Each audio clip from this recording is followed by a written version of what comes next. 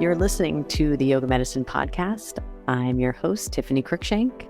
Our podcast brings you information and resources to enhance the therapeutic effects of your practice based on a deeper understanding of anatomy, physiology, and the integration of modern science and research with traditional practices and experiences. Join me and my co-hosts, Rachel Land and Katya Barch, as we dive into all things yoga, research, and wellness. Welcome back.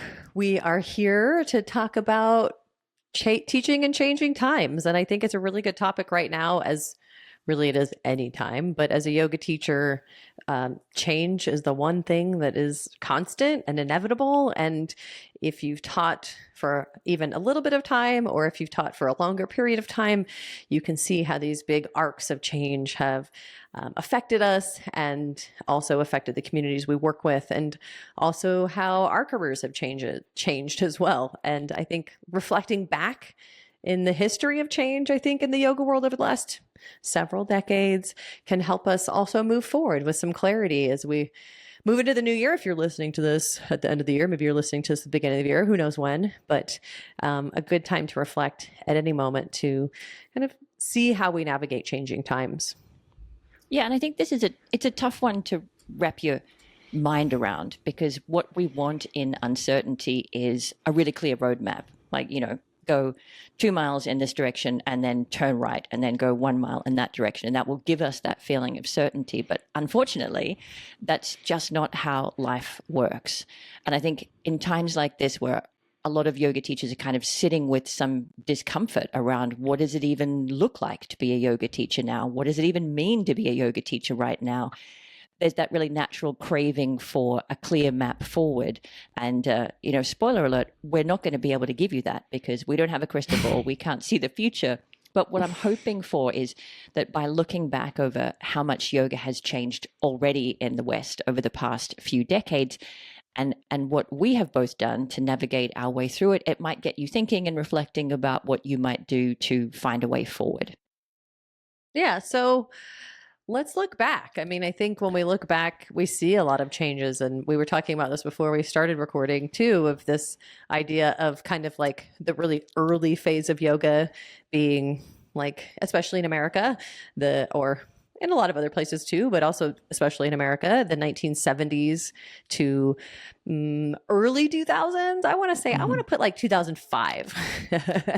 And then the pre-COVID years, which is that big chunk before COVID, and then the COVID years and the post-COVID years. So we're going to kind of break it down into some different chunks. And of course, look at it with broad brushstrokes for the first part of it, but then talk about some consistent themes and why it's interesting to reflect back on history and our past and learn from where we've come from. And, I think what's beautiful and interesting about what we're calling these early yoga days, which was, again, from the 1970s. For me, it was the 90s until 2005-ish, was that it was a really sweet time of yoga. I know for me, starting teaching in the mid-90s, teaching yoga was basically giving up any attachment to fame or fortune, making money, like not even to fortune, but actually just making a living where you don't have to worry so much of, kind of handing all of that over and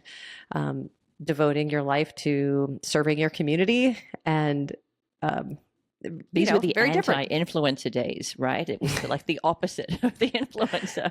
I mean, I started practicing in the 80s, probably the late 80s, and in Australia, and that might be different to how it was elsewhere in the world, but in Australia, these were the days of the church hall or the basement and the blankets that kind of smelled like mothballs, and the teacher who, I think my teachers at that time were teaching full time, but it definitely wasn't a lucrative or a socially kind of credible thing to do. It was a pretty fringe job for somebody to do, and it was very simple, no frills, nothing fancy, but there was a real sense of it being a vocation, that this was something that people did out of service to their communities. Yeah, I agree. I know my first teacher in the early 90s was also a PE teacher. Uh-huh. I think I had taken another course, and I don't honestly know if he had another job. So yeah, I think a lot of people who taught yoga back then probably also had another job, but obviously there were some people who only taught yoga. It definitely wasn't a common profession back then. Yes. To just teach yoga. I would think the prevalence would be more that the people who taught yoga were teaching it part-time or on the side probably more often, unless someone was running a studio, which was really rare. Like there really weren't studios back then. Like, no, definitely not in my town. And even in the 90s, the teacher who taught me in the 90s commuted to Brisbane, where I was living, from Byron Bay, which is now only a couple of hours away, but at the time was at least a 3.5-hour drive. So she had we talk about big commutes for yoga teachers going from studio to studio. These were towns in different states that were long, long rural drives apart. And that's what you had to do to piece together a workable life as a yoga teacher. And it was still the church basement, drafty blankets that smelled like mothballs, very, very flat squash bolsters. Right. No frills. And that's what, I remember, there weren't any studios where I lived either. I can't speak to everyone or everywhere. I grew up in Phoenix and I didn't know of any studios. I didn't see any studios. There was no internet at the time, so you didn't really know if they existed otherwise. And then when I went off to college in like 1996, there were no studios either. I remember teaching in an armory center. And I remember too, I also remember calling my teacher who he taught me out of his house, and a chiropractor center. But I remember calling him and asking him, I was going off to college. And by the way, just as a little background, I was 16. I graduated early and was going off to college. And I called him on the telephone and I asked him, hey, I want to do a yoga teacher. I want to be a yoga teacher. Like, what do you recommend? And the other side of the phone was just silence. Dead silence. Sweetheart. Dead silence. Give it a couple of years. Not sure if it was because I was 16 or because I'd only been practicing for a few years. Either one, both equally important points. But my point was, going to yoga teacher training was for me a summer event because I had to go before I went off to college, and there were like 2 pamphlets. And I don't even know how I got them because this was before the internet. I have no idea how I got them, but one of them fit into my summer schedule and I went and did it. No thanks or help to my yoga teacher at the time. Tough love approach. We'll just see if she makes it on her own. Yeah. And then when I got out, I was teaching in an armory center, which is kind of like you're talking about in the church halls and the basements and things. Quite a lot of teachers at the time hadn't even done teacher training because as you've expressed so beautifully, where the hell did I get these pamphlets? And how did I shop between teacher trainings? You didn't, because there weren't many. And a lot of people had just been practicing with a teacher for years and years and years and years and years. And then one week their teacher is sick or they have to go away and you get the tap on the shoulder and it's, you know what we do here. You've been coming for years. It's your turn. And that's how a lot of teachers in that time got their start, almost like an apprenticeship. Which was a really beautiful time, but I think we can also all appreciate that it also has drawbacks. You can imagine the spread of information, though there's pros and cons to this, is pretty rapid now. Which can be a really good thing. It can also mean you need to be a little discerning about where you select your information from. But yeah, it was a very slow process, which meant that, I know you and I, when we lead our teacher trainings, are always really big advocates of the importance of your own personal practice. Well, you didn't really have to mention that back then. That was an obvious part of it. You were learning it by word of mouth, or maybe going to a teacher training, but even then you're still learning it through that experience. I think mine was like a month long or something, or a little bit more, which isn't that long for and I think as a teacher, you got your credibility from a lineage that you could kind of trace back your teachers of, I come from this school of these people and this is my teacher. There was that much more sort of traditional type route to credibility. Yeah, which I think really did change as yoga exploded around that 2005 mark that you mentioned earlier. Which is funny because I feel so far removed from it, but at the time I was associated more with the Yogananda Kriyananda lineage, and that was, well, at least that was the teacher training that I went to initially, and then eventually the Ashtanga lineage, which kind of brings us into. So that is, we could elaborate and tell stories I think all day about this beautiful golden time that was really really precious and sweet and word of mouth and very small community oriented, not so much big community oriented, but it was in the nooks and the crannies and you had to know where to go and where to turn and who to find. And like, again, I think there's pros and cons to that. And then I feel like it was around 2005-ish, at least where I was in Portland, Oregon at the time, that things really started to change, maybe even early 2000s. I was in 2000, I started my grad school in Chinese medicine in Portland, Oregon. And I think just over my 4 years of education there, I think things changed a lot those first 5 years of the 2000s. And we see a really big change in the yoga atmosphere. We see studios popping up. I remember when I first moved there in 2000, there were some studios in 2000, but again, they were kind of hidden in the nooks and the crannies. I remember the first place I taught in was at like an old vacant mall, and it was on the second floor. And I would teach at night after school sometimes, which would be a little scary about this at all. There were a few scenarios where things got a little, momentarily. I was safe, luckily, but I wondered a few times. But yeah, I mean, you had to know where to go, and things were just a lot different then. But yeah, studios appeared and they started evolving, and I think around 2005 or so, things really started to take off. We saw a lot of changes in the popularity of yoga already happening. And I mean, I was by this stage living in New Zealand in a very, very small town. And I think our first yoga studio opened around maybe 2006 or 8, somewhere around there. The second one around 2010. So we were a little behind the States and a little behind bigger towns. But it was that out of the way, tucked in an industrial area, kind of down a little alleyway. You had to know where to go. The internet was still pretty new. There'd be a sandwich board out on the street. You'd be driving around and see the sandwich board that there was a yoga studio somewhere, that little outside sign. And there was still this slightly underground feel. But something that was kind of growing was hot yoga, which was definitely not a thing when I first started in the 80s. It was just room temperature yoga, which was usually freezing, even in summer in a church hall, always felt drafty and cold. But hot yoga started to become a thing, at least where I was with studios, because suddenly you had a space where you could control the temperature, you could control the lighting, you could control what the floors were made of. And so that, at least where I was, kind of kicked off some of that really accelerated growth. Yeah. I do think that like mid 2000, the first decade was a really interesting changing point. I know you just mentioned it too. I moved from Portland to New York in 2000. I was there in 2005 and 6.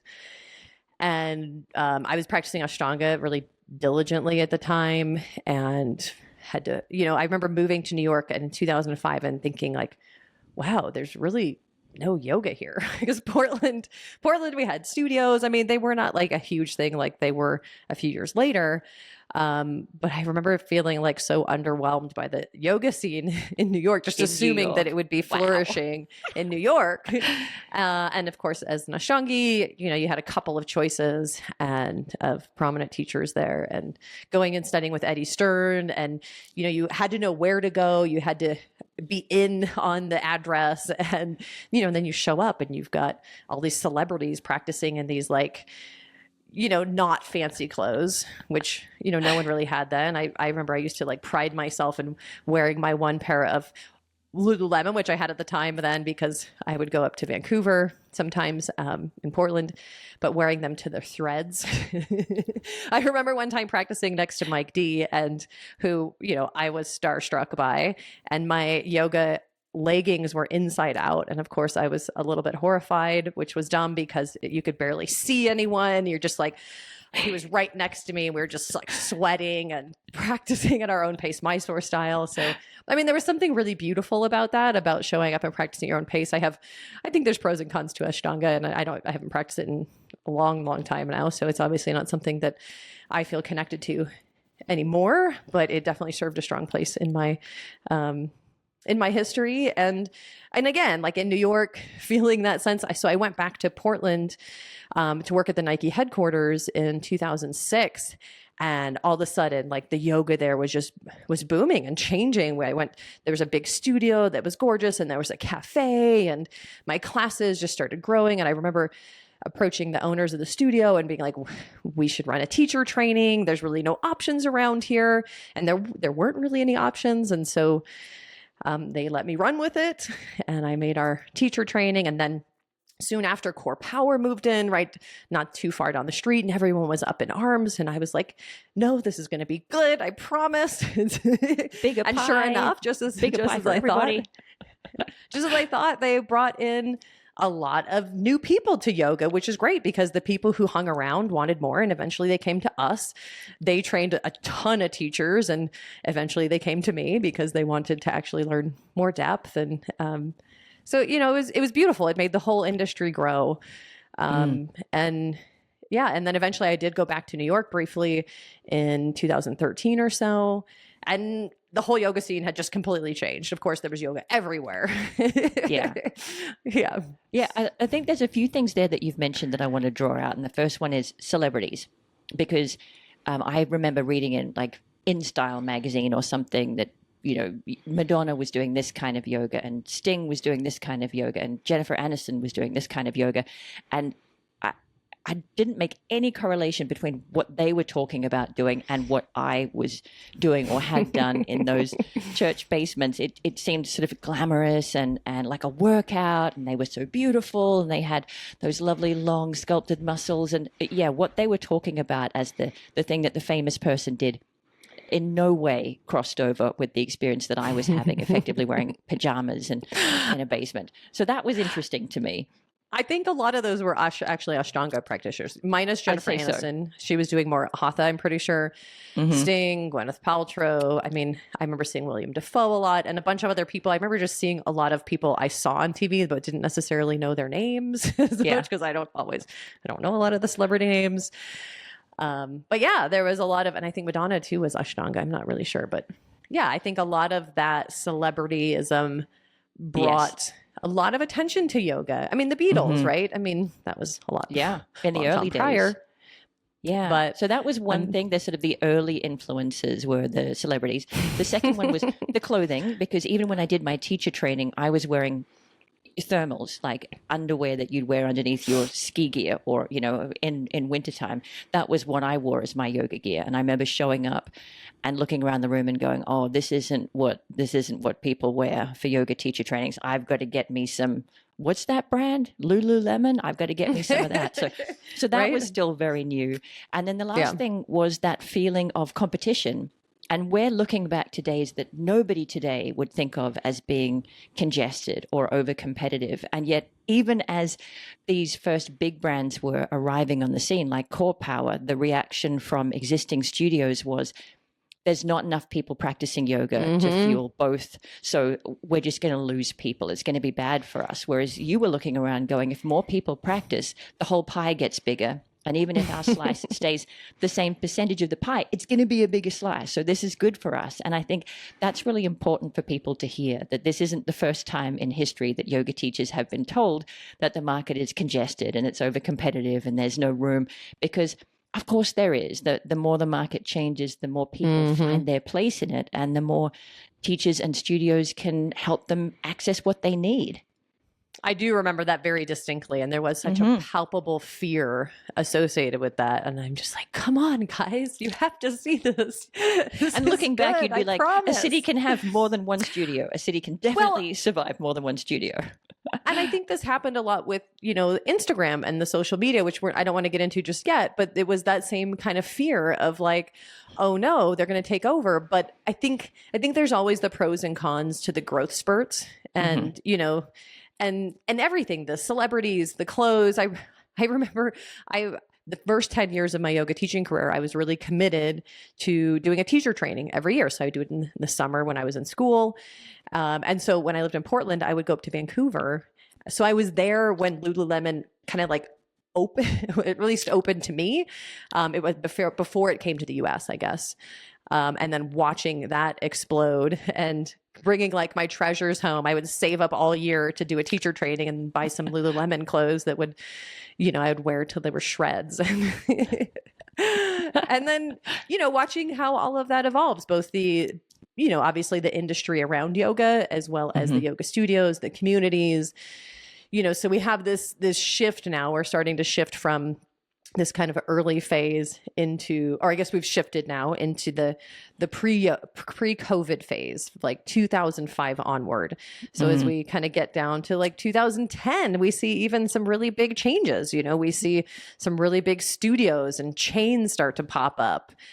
Core Power, like we both mentioned, focusing on this expansion. We see the social media stuff starting to grow. And again, we see another phase of this kind of fear of the growth and the change that happens naturally when we see these massive teachers like the self-proclaimed, self-taught yogis on social media, which is an interesting one. I hope we're all self-taught to some extent, because we should all be our own best advocate and teacher in many ways, but hopefully we're also taking in information from other people, which I don't know that you could ever not do.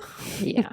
And I do think this was a time when it stopped being so much about your lineage. As a teacher, you wouldn't, your business card wouldn't be, I was taught by X, who was taught by Y, who was taught by, and backwards through the alphabet to the dawn of antiquity. It would be more about your style or your influences. And I think that's a really interesting shift. And for some people, the perception is that's a negative shift.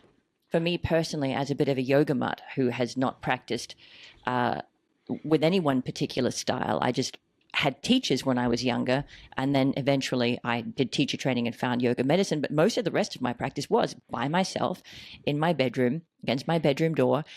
So for me, there's a freedom of not being tied to lineage and not having to say I ascribe to these values because this is what my teacher did, and this is important to me because this is what my teacher said. So pros and cons, but that was a big shift around that era. Well, and I think that was also a small shift. I think it was the shift from being lineage focused to now speaking to who formed you and shaped you. It was still, the respect was still there. And I think it still is there somewhat, of appreciating where we come from. I think, with the rise of social media, there were a lot of things that changed. I know I was really resistant to it. Catherine Budig was the one that actually pushed me to get onto Facebook. And I want to say that was like 2008. I'm sure you could probably look online and find out. I don't honestly remember. Do your digging, people. Go sleuthing. But I felt like I resisted for so long. I was so anti-social media. And again, I was like, I didn't own a dress. I didn't wear makeup. I had like 3 pair of Lululemon that I would just wear until they were completely evaporated. It was that kind of mentality. And then I met her and I saw her traveling and teaching. We became friends. And I thought, I really feel like I have something really important to share.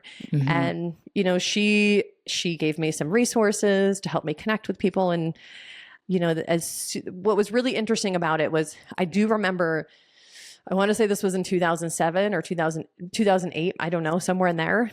I went and did my first workshops. And I'm pretty sure it was in Canmore, Canada. Yeah. It was just a sweet little studio.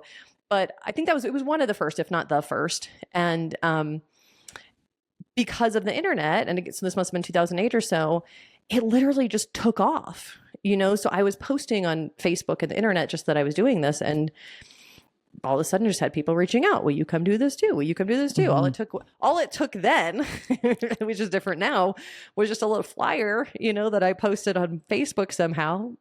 And, maybe took a picture of, I don't even remember, posted on Facebook, and, things just happened. And I know things have changed a lot. And so that's not the case now. To build a profile on social media, it takes a lot of work. To go and travel and teach, it does take having a bit of reputation that people invite you out because of. Yeah. But it was a really sweet time. And I do remember it really taking off pretty quickly. Of course, it's not to minimize how much effort and work I put into it.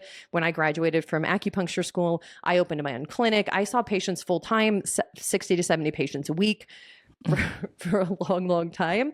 And on the weekends, I would travel and teach workshops, and I would pour all the income that I made in my medical practice into my teacher trainings, into, building, what I was really invested in.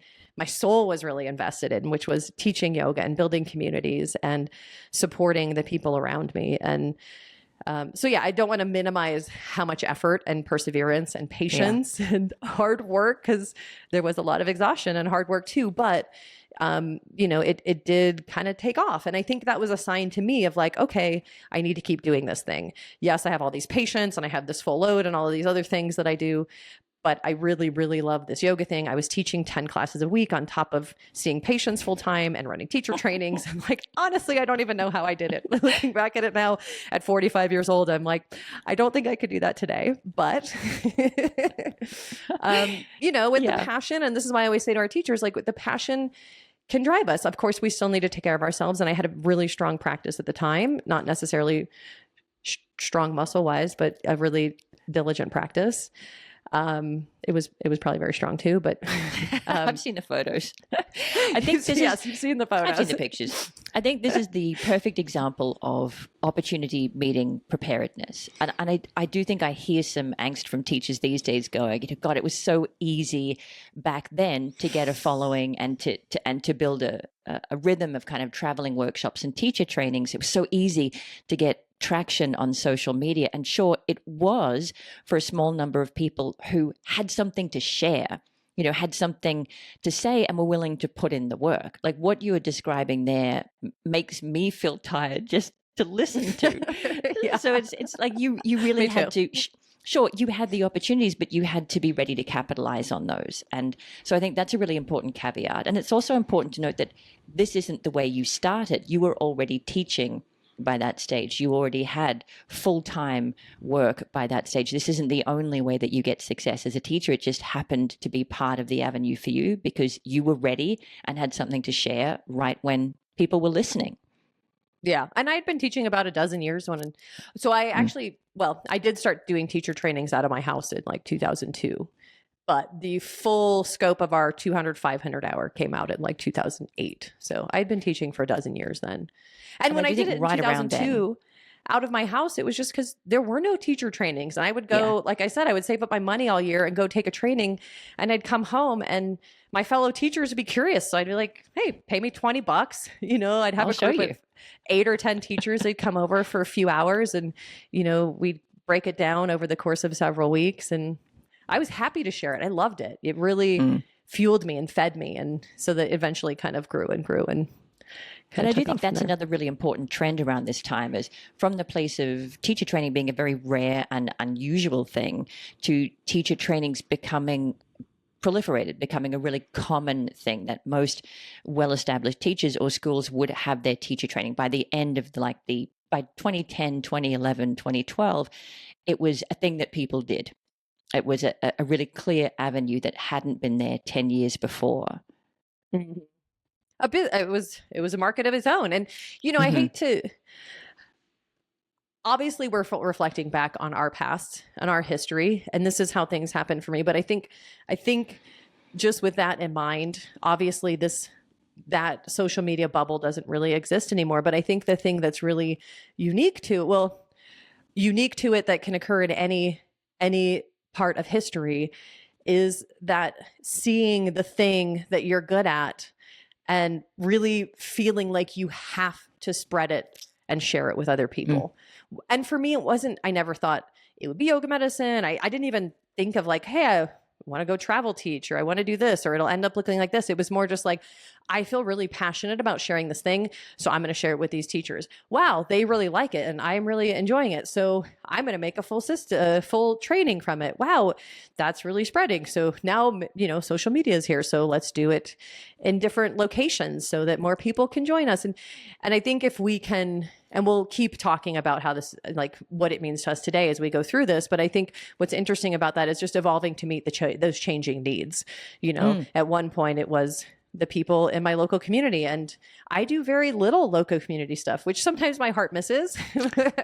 but now we do a lot of these little pop-up communities around the world for our teachers. So it feels And right the, it around feels the then need.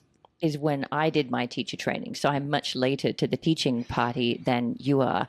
And by the time I did my teacher training, there was a much more clearly defined range of possibilities of there are a couple of studios. So you could teach at a studio. There is a rhythm, at least in big cities, of teachers traveling and offering workshops and posting on social media, whether that's to your local community or to people more far afield. So there were definitely more clearly delineated pathways to take, but I still ended up taking a really similar pathway to you, which is once I found things that interested me and I went away to train, I would come back and share the stuff that I had found the most useful, the stuff that I had found the most helpful.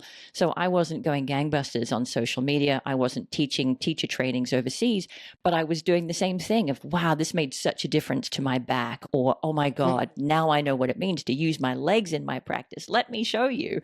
Coming back with that same kind of enthusiasm to share. Is this the 2013-14? Is that what you said? This is Yeah. the time range? Yeah. Yeah. I mean, it really was like the yoga boom. And I think we're still, I don't think yoga's going anywhere. So that's not to say that it boomed and then, fell. But I think that this was a really big growth phase for yoga. It was a beautiful time. And I think things are changing now, and we're all experiencing those growing pains of now, having to find a niche for your studio, with more and more studios popping up in this time period from 2010 to 2020. There was challenge with studios, even though it was growing and becoming really popular. There were a lot of options. I know I left Portland. I want to say it was 2013-ish. Yeah. The second time. And there were a lot of studios and a lot of competition. That I mentioned the core power thing too, but that just continued even after I left. I heard more and more stories about, all of those beautiful community studios we used to know and love. And there's so few of them now. I feel like those really precious, the community studios that we all love. And I do think it's tempting to look back from now and go, this was the phase of massive growth. So it must have been so easy to make a living then. And it was really similar to the time that you were talking about earlier, where, yeah, you got great traction on social media, but you were definitely working hard to get that traction or to capitalize on it.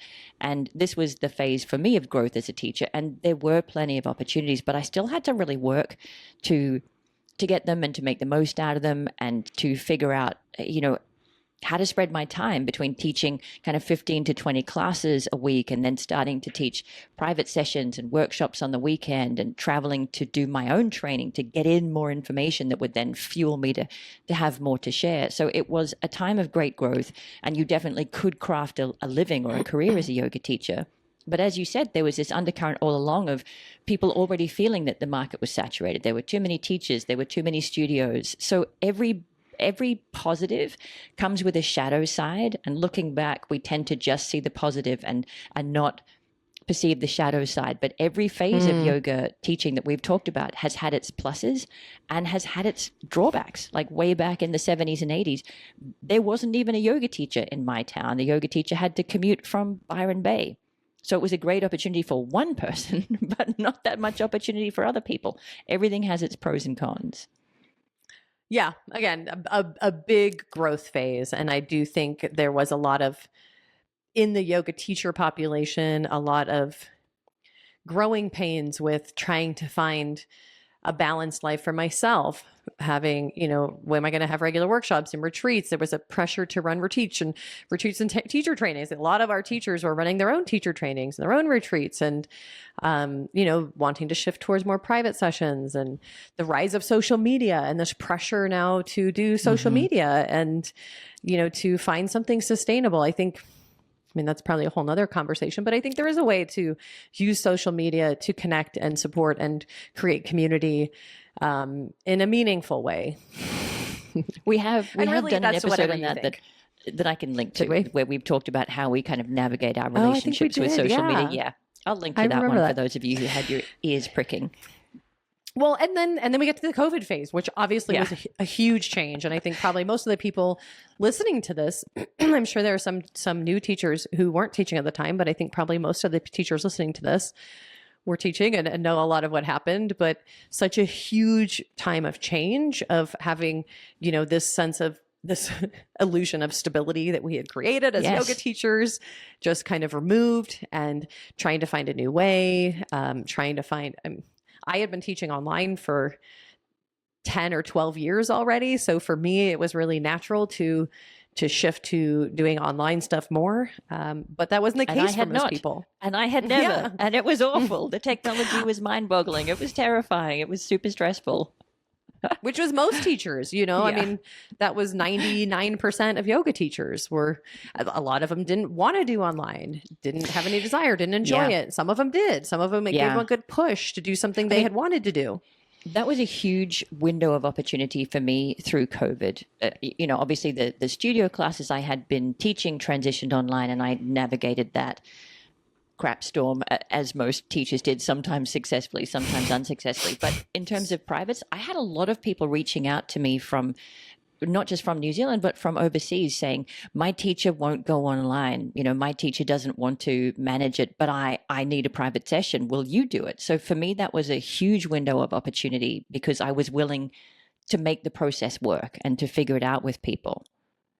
Yeah. I mean, that's kind of what happened too, is for a lot of people, the people who did experience some positive outcomes from COVID were the people who were able to adapt, the people who were able to transition. And, we all adapted in our own way. That adaptation might have been moving to a different profession. It might have been temporarily being really depressed and not teaching for a while and losing inspiration, and eventually coming back to it and finding a new relationship with it. Or, there's a million iterations of that. We all have our own stories of how we were affected with COVID, but what it did was it really forced us to see what we do in a new way. And for me as a yoga teacher, I'm always I'm just struggling. Like, as a healthcare provider too, to me, what I love about it is it's like detective work.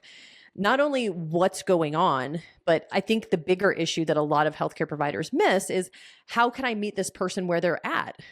Like, I have this with my mom right now. My sister's a nutritionist, and like, we both know our mom's like never going to do anything or stick with it. So I'm like, let's be realistic. We have to be realistic about what the person is willing to do or not willing to do, because it's not a successful strategy if it's not something that they can stick with. We know that in all of medicine and yoga. And so I think for me, the big thing was being able to also meet the person where they were at. And I think in yoga, as a yoga teacher, that's kind of always been my mission, is to do what I love and what I'm good at, but also to find a way to help people in a way that's meaningful to them. And if it's not something I want to do, like if I had no interest in doing it online, I would have maybe figured something else out, who knows? But we always have to keep, we are a profession of service. We are a service-oriented profession. And so our job to be of service is to find that piece that I can solve, that piece that I can fix. Maybe it's a specific demographic, maybe it's online or in person or community, or, it's just being able to be creative enough that I can find something that's meaningful to me too. Yes. Yeah, and I think this is definitely where I was hoping that we'd head. And I mean, we haven't really talked about the post-COVID era yet, but a lot of the things that worked through COVID haven't been working since. There's a real feeling of fatigue around online. And even when it comes to classes and trainings, I think attention spans have shortened. There's just a lot going on. There's a lot coming in for people, and so they need small doses. And so what you're talking about here of being willing to meet people where they're at has become so crucial, because you can't say, this is what worked before and this is what worked through COVID, and I believe every class should be 90 minutes. It's not going to help you if nobody comes. If they don't have 90 minutes.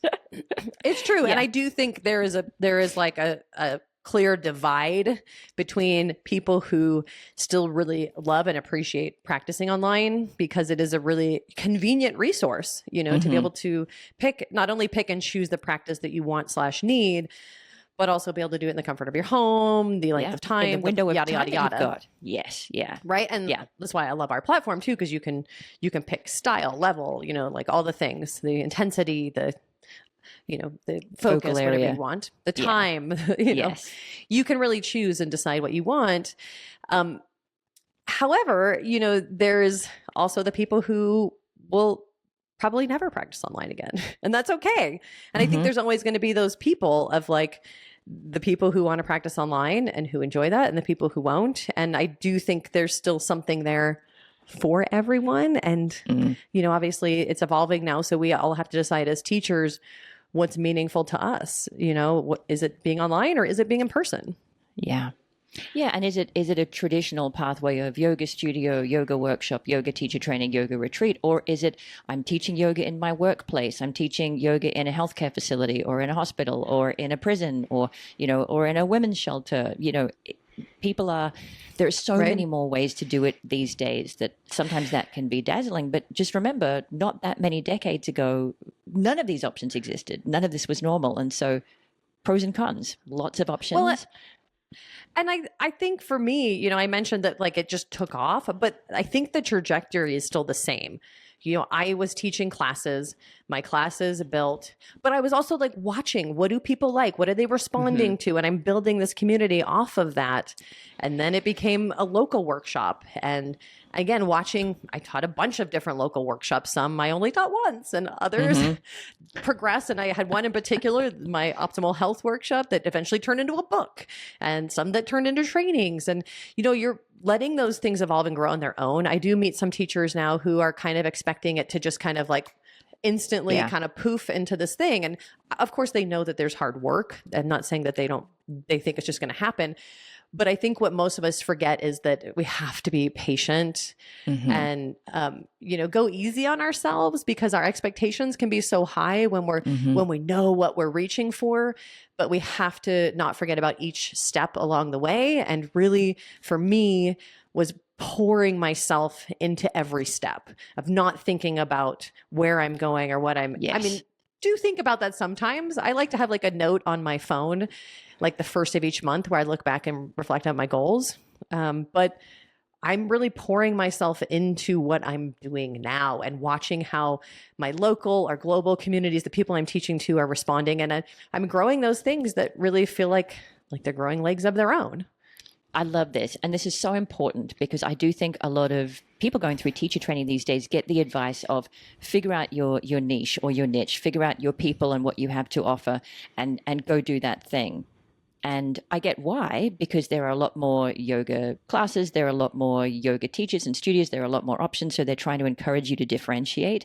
But your advice is so crucial, because you don't yet know what people are going to respond to from you. There is some alchemy there. It's not just you putting out, it's what you co-create with your students, what they're interested in hearing, what they're interested in doing. You got to meet them where they're at. So yes, you've got to go out there, throw some spaghetti at the walls and see what sticks, and be involved in every process and be willing to commit to everything that you're throwing at the wall, and then see what are people like? What are they responding to? What direction does that draw me? Is that a magnet? Am I feeling drawn in that direction? Or is that not something I want to offer?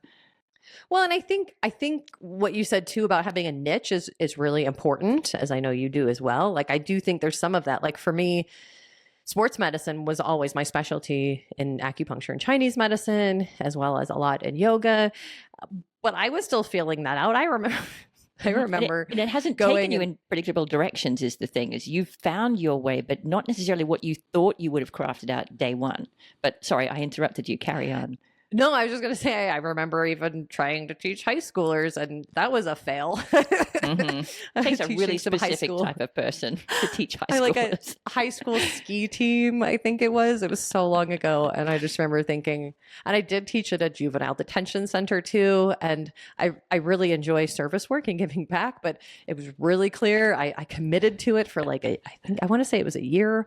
And like at the end, it was just like, what the am I doing? Like, this is not me. I need to get out of here. Not only did I hate being a teenager, I don't even want, like, it's hard enough to reflect back on it. But then, I mean, some people are just cut out for it. But you're dabbling, and I dabbled with teaching teams versus teaching one-on-ones versus teaching different sports. And, I think having some niche, but then also like being open to things around that and dabbling in peripheral areas too, to kind of find, This is, we talked about before we started recording of, I always imagine navigating uncertainty like this kind of dark, stormy sea. The ocean's moving in all directions. You can't see a clear path forward, and you want it to be really clear and simple, but that's not the way it works. So instead of thinking about a road on a flat plain, I'm thinking about navigating with a compass through the ocean, where I'm feeling drawn in a certain direction. There's stuff that I know, that I value, that I feel is important, that, tallies up with my expertise. But I've got to navigate the way that the tides are taking me to. What do people want to hear from me? What do people respond to from me? Maybe I'm interested in athletes, but is that groups? Is that one-on-one? Is it college teams? Is it, adults? Is it individual sports? Is it team sports? You've got to be willing to explore and experiment to see where you co-create. And I think that's the kind of the missing link of information that people don't get. Of be firm in your standing of who you are and what you value, but be flexible in terms of what that looks like and how you deliver it. Maybe it's a book, maybe it's a podcast, maybe it's a class series or workshops, maybe it's community classes back in that church basement. and think outside the box, because who knows, maybe I would have loved teaching teenagers.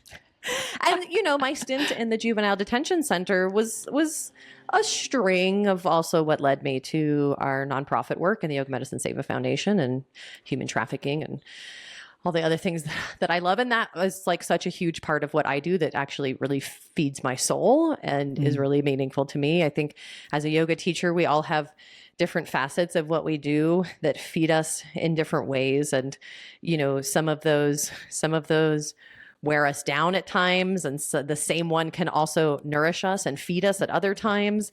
And the same with all these different facets of the layers of what we do. Most of us as teachers were kind of, and now I'm moving into this post-COVID era, we're forced to wear many hats and do many things, and do the online and do the in-person and do the retreats and do the social media and the of course we each need to pick and choose and realize that our energy is a currency. And if I put it in all of these places, I have very little currency to spend. But if I can really pour myself into the things that are most important to me, which are also maybe the things that I'm best at, which utilize my strengths, which maybe are also the things that the community wants from me, then I kind of start to find these things that are more fulfilling and more sustainable. And, yes, burnout is a real thing in the yoga world too. We're caregivers. So. Yeah. And I think this phase actually meets me really nicely with what I respond to, where I like doing a little of a lot of things. I like writing and podcasting and teaching some in person and teaching some one-on-one and teaching some online and filming classes for Yoga Medicine Online. It really suits me. The variety fuels me in a way that teaching 15 or 20 classes a week depleted me and made me tired. As much as I learned from it, I'm not cut out for that level of kind of routine and repetition. But everyone's different. Yeah. And so it is really important to know what depletes your energy, what rebuilds your energy, what's sustainable for you, what is something that you can only do for a certain period of time. And I think we're starting to draw out some threads of common themes here. And the first thing that has come through. Well, before we go there, though, let's talk about this post-COVID era as being like now this new shift, right? So I think there's a lot of change with people, both as students practicing online. We talked about that one already.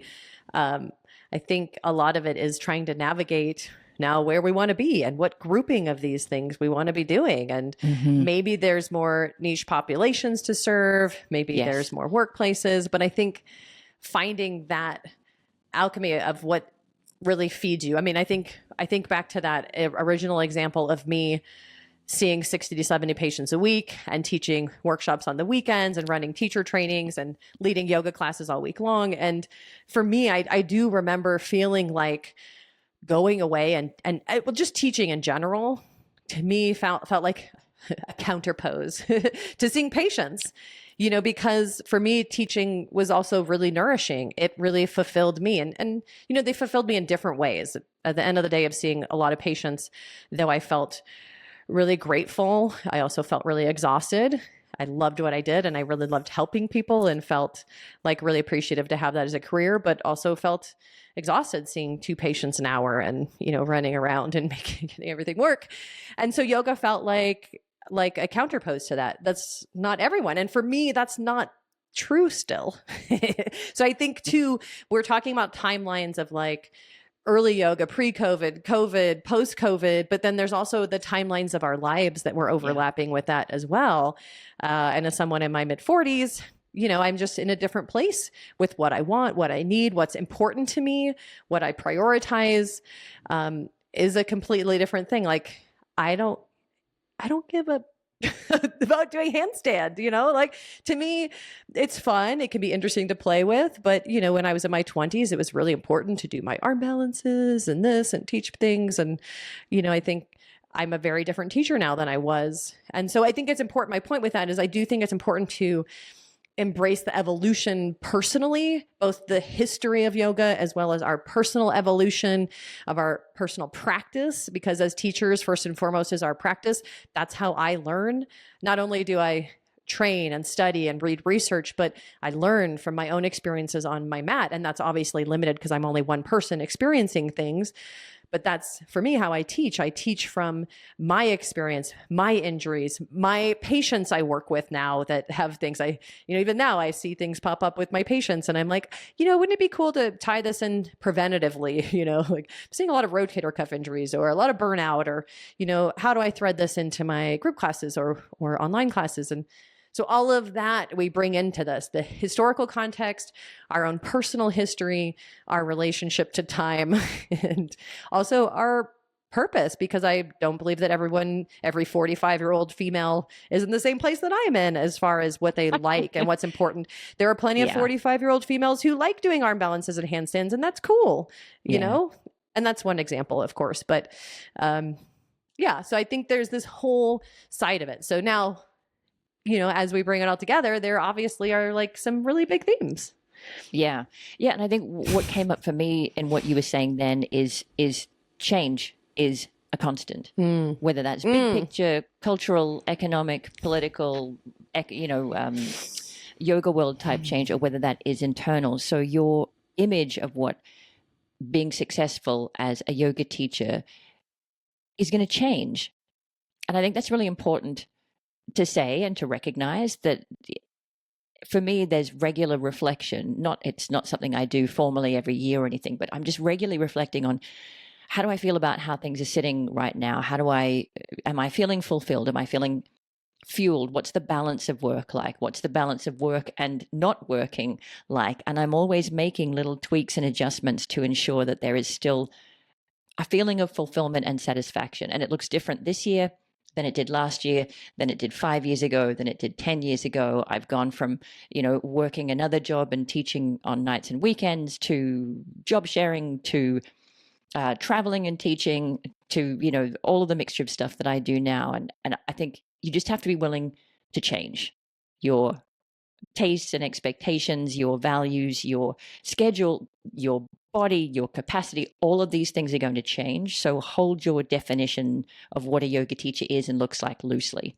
That's the first theme that's coming through for me. I love that. And I think this is how we began our conversation today too. It's just like change is constant. Change is constant. And I think I love that you said, it's changing for us, because I agree. When I had mentioned, like, I first came into this as a teacher and it was like setting aside any attachment to money or fame or fortune and, being okay, living a very modest living. And as I built my business, it became really interesting. I really love the business side of things and creating a community that cooperatively thrives, that we, support our teachers as well, that we all grow together.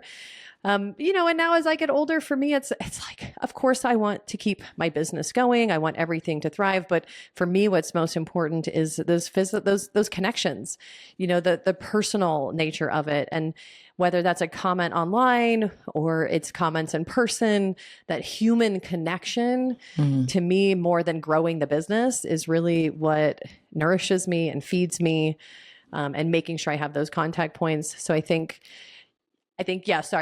back to the purpose was, embracing change and knowing that even your own purpose will change, but reflecting on it and allowing it to. Your definition of success will change, and that's good, and that's right, and that's natural. So that would be the first really common theme that's come through for me. And the second one would be to have some clarity around what you are and what you value and what expertise you bring, like what you have to share.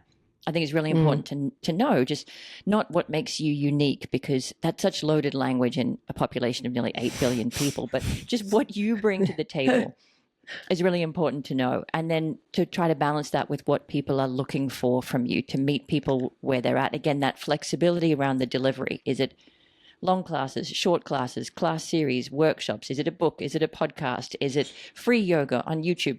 Whatever.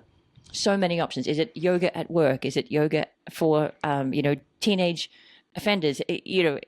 There's so many options, but to be willing to be flexible in that aspect of it, I think is really helpful, because that's bound to continue to change with AI and you name it coming down the Oh my track. gosh, we're not even getting into that. But No.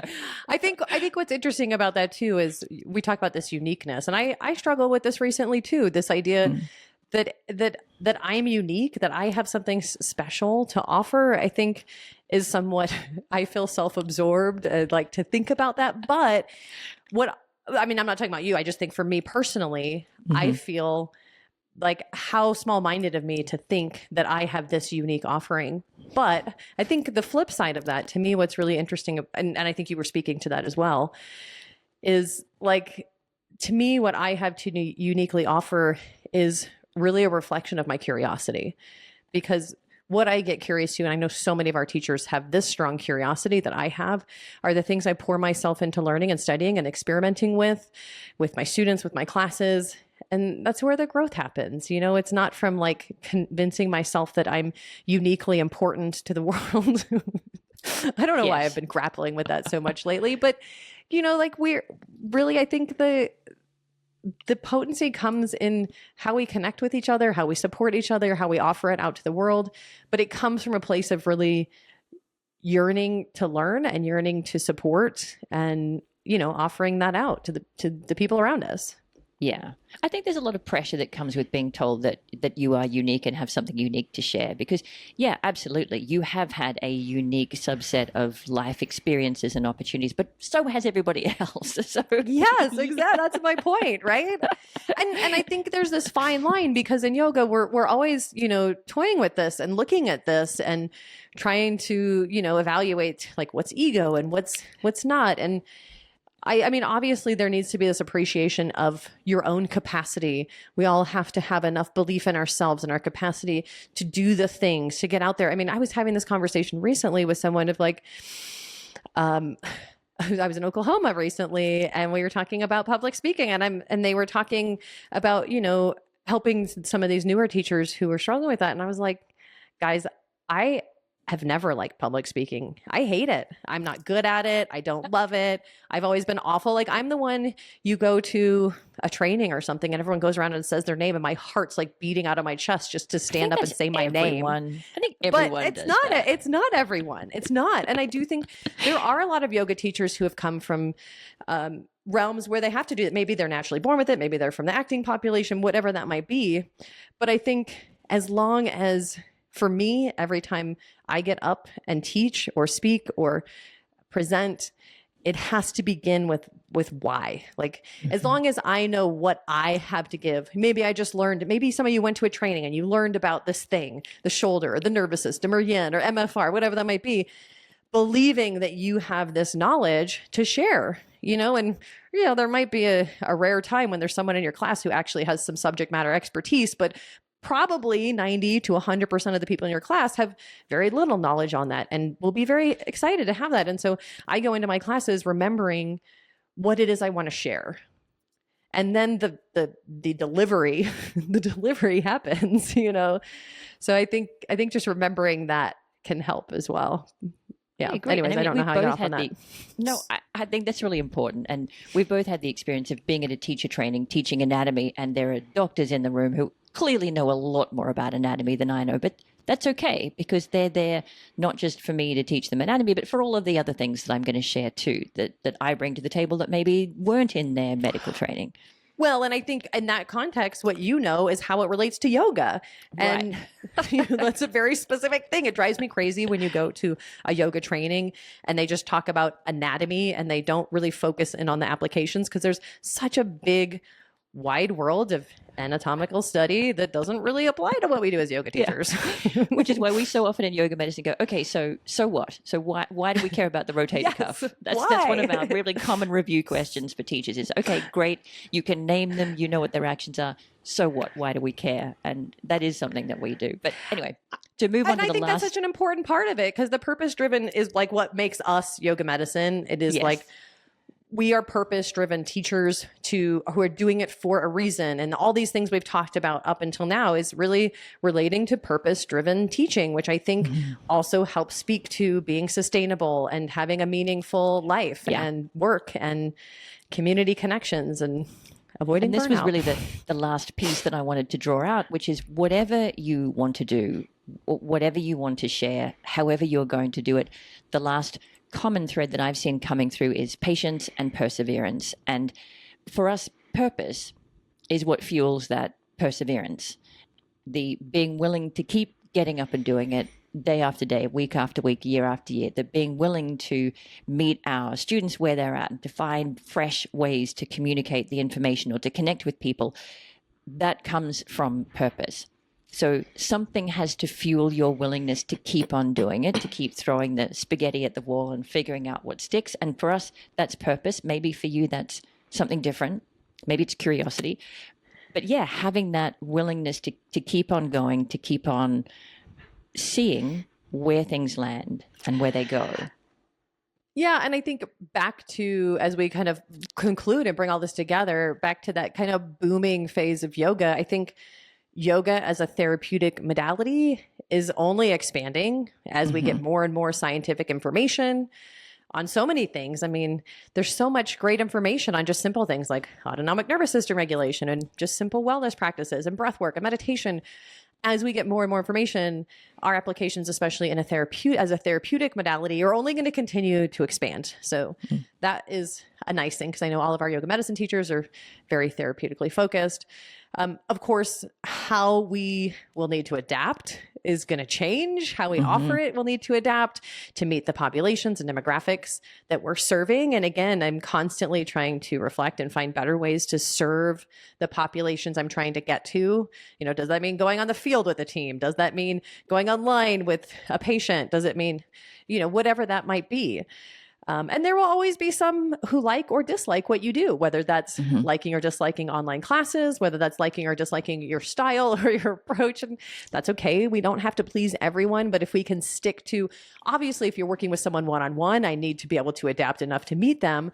But especially as a group teacher, if I can stick to what's important and meaningful for me, I'll keep drawing those people toward me and creating a community that really resonates and thrives. And you know, the therapeutic effect of the community practices as well will always be there. And I think I'm also strongly hoping, but I really believe that these communities will start to build back up, these yoga communities and the studios. And, you know, how do we as teachers adapt to better serve our communities is the question. And what does that look like? And, you know, I think I kind of end with a few things that I think of when teaching in uncertain times is, as a teacher, the importance of bringing some sense of stability that might be in our reliability, our consistency, and the simple grounding practices, the simple things we can do, not overwhelming, not making it too complex, but giving things to chew on and to listen to, you know, the communities that we build that are inclusive and welcoming and supportive, and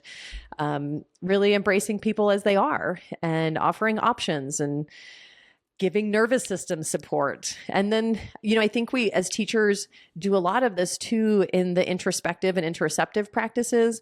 Instead of needing poses to look or be a certain way, inviting people into that internal mystery and their own internal framework as a reference point, so that they feel like they can show up as they are, that they can be part of this community as they are. So it's less goal oriented and more listening oriented, so that we can be a resource for people. We don't have to be everything to everyone, but we can be a resource and also refer people to other resources, knowing that we're not going to be able to answer all the questions, and offering a lot of options for different experiences as we continue to hold these communities close to our heart. And remember that it really is an offering that we also need to continue to sustain ourselves to be able to give. I love that. I think that's a really beautiful place to wrap up. Is we've been talking a lot about how teachers can navigate uncertainty in their teaching, and we've wrapped up by talking about what we can bring to our communities to support them in uncertain times. And I think if we continue to do that, if we continue to meet a need in our communities, there will always be a place for us, whatever that looks like. Yeah. And I think ending with like this idea of patience is really important too. Noticing the things that are growing and building and not being so stuck on it needing to look a certain way that we're not evolving and supporting our community. Because we kind of began with this, and I'll end with this, but we've always been changing and we always will change. The change is inevitable. So, we can either choose to resist it or lean in and also find support in our communities too, which is important. And it's one of the things I love about our teacher trainings too, is as teachers finding support in the teaching community, because I think that's one of the intangibles people don't realize when they're going into a yoga medicine training, is being able to connect sometimes with teachers outside of our local neighborhood can be a really supportive atmosphere for us to support each other and thrive in different parts of the world too. And as teachers, we need that support as well. And it's nice to have other people who really understand where you're at too. I love that. Well, I'll link to a couple of resources in the show notes. We talked about navigating a healthy relationship with social media. We'll link to that. We've talked a bit about sustainability as a teacher, and we'll link to that too. Well, this was great. Thank you. And we're all in this together. We're all figuring it out. We love your comments. So let us know how it goes, and we'll continue to support you guys as best we can. I hope you enjoy the rest of your day.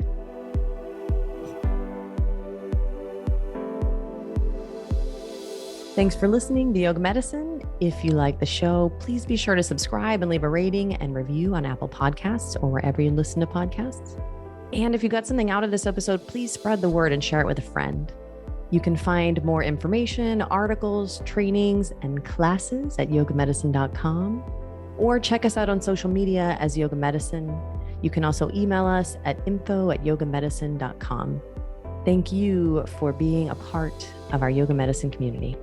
We look forward to seeing you again. The content of this podcast is not medical advice and is not meant to replace medical care. Please consult your healthcare provider to determine what is best for your unique healthcare needs.